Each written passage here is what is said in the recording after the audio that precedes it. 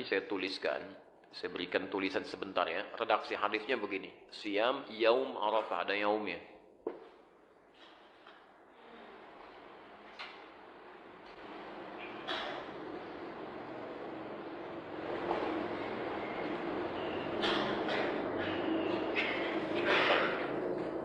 Ingat ya, Siyam Yaum Arafah. Suka agak keliru, sebagian orang mengatakan Saum Arafah. Kalau cuma disebutkan Nabi mengatakan Siyam Arafah, puasa Arafah. Arafah itu menunjuk pada momentumnya. Ya, momentum orang wukuf. Jadi kalau bahasanya puasa Arafah, maka nggak ada penafsiran. Semua di seluruh negeri ini harus berpuasa bersamaan dengan orang wukuf. Jadi nggak usah ada penafsiran. Nggak usah ada penafsiran. Jadi begitu di Saudi misalnya wukuf sekarang, kita ikut puasanya di hari itu. Jelas ya?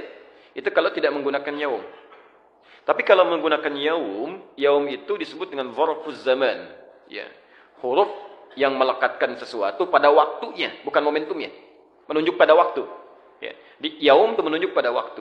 Maksudnya apa? Hadis ini ingin menegaskan puasa ini dilakukan bukan mengikuti momentumnya, tapi mengikuti waktunya. Ya. Waktu orang wukuf tanggal berapa? 8 apa 9? 9. Ya. Di waktu orang wukuf di tanggal 9 Dzulhijjah. Artinya, kalau di satu tempat, satu daerah, satu negara, sudah masuk ke tanggal 9 Dzulhijjah, sekalipun tidak sama dengan tempat orang wukuf sekarang di Saudi, maka itu sudah harus menunaikan puasanya. Jadi jatuh puasanya pada tanggalnya, bukan pada momentum wukufnya. Jelas ya? Yang harus diikutkan pada tempat tertentu. Ya, misal sekarang di Saudi.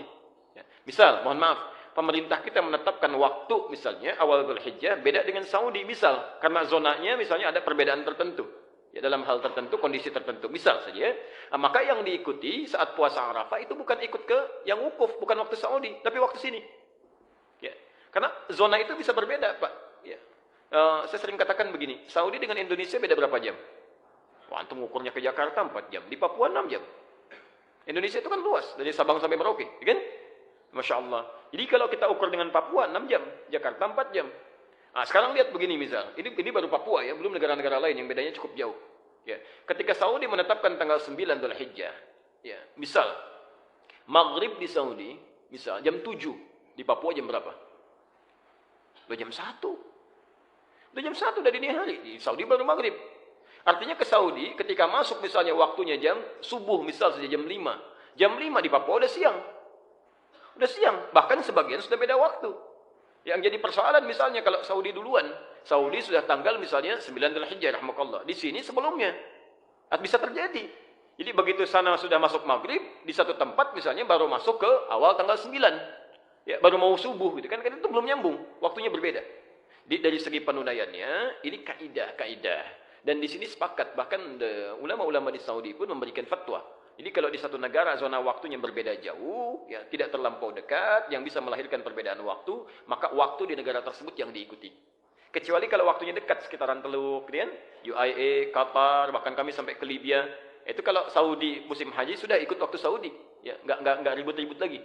Kecuali kalau yang masanya cukup agak jauh seperti kita saat ini di beberapa tempat. Jelas ya? Jadi nanti kalau pemerintah menetapkan waktu misalnya bersamaan, alhamdulillah. Kalau tidak ikuti waktu kita. Jelas ya? Baik, itu pahalanya Pak. Sehari aja Bu, sehari aja. Yukaffiru sanatal madiyah wal baqiyah. Bisa menggugurkan dosa setahun berlalu. Plus menjaga tidak berbuat dosa setahun yang akan datang. Lumayan. Anda puasa sehari, dosa setahun gugur. Setahun Pak. Yang hari ini aja belum tentu diampuni. Ini setahun.